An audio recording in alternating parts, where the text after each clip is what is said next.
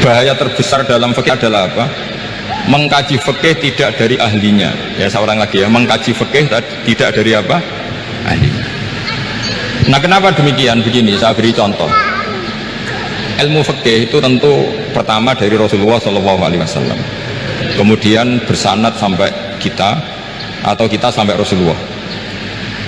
Itu ngalami sekian ijtihad yang tidak mudah. Saya beri sekian contoh. Dulu Imam Syafi'i itu sukanya sama guru yang miskin, ya karena rata-rata santri juga miskin, jadi mesti ngidolakan guru yang miskin, karena sesama miskin harus berkoalisi. Tapi akhirnya gurunya Imam Syafi'i itu miskin sekali, namanya Muslim bin Khalid Az-Zanji itu miskin, Sufyan As-Tsauri miskin, Sufyan bin Uyainah miskin. Setelah ngaji di Medina itu Imam Malik itu kaya, pas itu Imam Malik sudah kaya. Setiap ketemu Imam Syafi'i dikasih uang, sampai ketika Imam Malik itu bilang, kamu sudah alim, ilmu saya sudah habis, kamu ngaji sama yang lain. Sama siapa? Kata Imam Malik, orang yang sealim saya sudah meninggal, namanya Abu Hanifah, tapi dia punya murid namanya Muhammad bin Hasan Asy-Syaibani, kamu ke sana. Terus Imam Malik datang ke Baqi. Dulu Baqi itu pasar rental, ya Grab lah kita sekarang itu. Mengumumkan siapa kafilah yang mau ke Irak, kita ya Imam Malik, dibayari sama Imam Malik, ini yang antar ke Irak, ke Muhammad bin Hasan Asy-Syaibani. Imam Malik mulai ngeper, guru saya yang miskin tidak pernah nyangoni, guru-guru saya yang kaya sering nyangoni. Mulai memasalahkan dia miskin gitu, kira-kira seperti itu, mulai masalah gitu. Setelah datang ke Irak di Muhammad bin Hasan Asy-Syaibani itu si Muhammad bin Hasan Asy-Syaibani itu kalau ngitung uang itu di meja tamu. Jadi punya emas lantaan, punya uang, kira-kira kalau Indonesia punya rupiah, punya dolar, dihitung itu di ruang tamu. Kata Imam Syafi'i, saya dengan Imam Malik saja nggak serik, ini lebih kedonyan lagi dia gitu. Ngitung uang itu di ruang tamu. Terus akhirnya si Muhammad bin Hasan Asy-Syaibani ini ahlul usul, dia pakar usul. Kamu heran sama saya? Iya, kiai kok kedonyan, dia ngomong gitu. Tapi kata Muhammad bin Hasan Asy-Syaibani, kalau kiai tidak boleh kaya, kita kayak wong fasik, dan gue demenan, gue mabuk.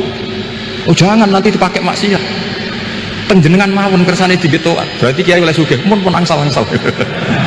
Semenjak itu jadi satu fikih bagi Imam Syafi'i. Ternyata kalau mengharamkan kiai sugih berarti membolehkan yang fasik sugih. Kalau yang fasik sugih bisa dipakai i'anah alal maksiyah. Semenjak itu mindset pikiran Imam Syafi'i rubah. Saking rubahnya sampai beliau berpendapat orang bisa beli Alphard kok beli Carry itu haram. Bisa jadi bupati kayak Pak Roba kok jadi RT haram. Pokoknya gitu. Bisa keren Kak Gus Bah kok jadi orang pendengar haram. Pokoknya haram terus. Karena dalil beliau al-Islam ya'lu wala ilaha.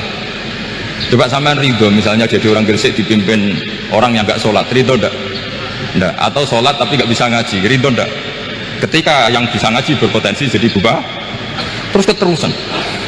Karena Imam Syafi'i keterusan, ya umatnya keterusan. Maksudnya orang-orang Syafi'i itu politikus rata-rata. Ya, makanya sama jangan kaget sama Mbak Rubah. Kakak saya wakil bupati itu, putranya Mbah Mun ada yang wakil apa? Gubernur. Dulu Gus Wahid ya menteri agama. Itu asal usul dari perubahan fikih, mindset cara berpikir Imam siapa? Syafi'i. Jadi dulu itu fikih ditemukan itu jelimet, ada perdebatan. Itu tidak hanya pada level ulama, pada level Nabi pun ada perdebatan. Jadi jangan kira Nabi itu tidak debat, ya debat. Nabi itu asal seangkatan itu mesti debat, termasuk debat dengan malaikat. Jadi kalau perlu ya debat sama apa? Karena malaikat itu kan lugu-lugu itu gak iso mikir. Karena kalau malaikat iso mikir bisa jadi rektor. Nanti kasihan Pak Salam itu. Malaikat gak boleh jadi rektor. Malaikat Israel itu nggak tahu etika. Jadi beliau ketika mau membunuh, mencabut nyawanya Ibrahim datang, ya Ibrahim saya ini disuruh nyabut nyawa kamu. Kata Ibrahim, wah kamu itu pasti salah. Kamu tahu saya siapa? Saya ini Khalilur Rahman, kekasih Allah. Masa kekasih membunuh yang dikasih? Ini nggak benar, logika itu nggak benar. Pasti kamu salah. Karena Israel itu tidak bisa debat. Ketika ditanya, hal ra'aita khalilan yumitu khalilah, masa kekasih membunuh yang dikasih? Saya ini Khalilur Rahman, masa Allah mencintai saya kemudian membunuh saya? Itu logika agak bener. Tidak keliru, kamu itu keliru. Israel akhirnya terbang lagi. Ya Allah, katanya logika saya ini salah. Karena masa kekasih membunuh yang dikasih? Karena Israel nggak pernah sekolah, kamu nggak pernah sekolah ya. Nggak bisa dia jawab. Akhirnya diajarin Allah. Dah kamu bilang gini ke Ibrahim, hal ra'aita khalilan yakrahu ayyalqa khalilah. Masa kekasih tidak siap ketemu yang dikasih? Dibalik logikanya. Akhirnya datang lagi ke Israel, kata Allah begini, masa jenengan kekasihnya tidak siap ketemu yang kau kasih? Oh ya ya oke, mati gak apa-apa. Jadi ilmu itu ngalamin perdebatan. Jadi saya datang murni karena Kiai Mas Bukin, bukan karena MC. Itu dosa besar kalau saya datang karena MC. Karena saya punya kewajiban yang lebih besar.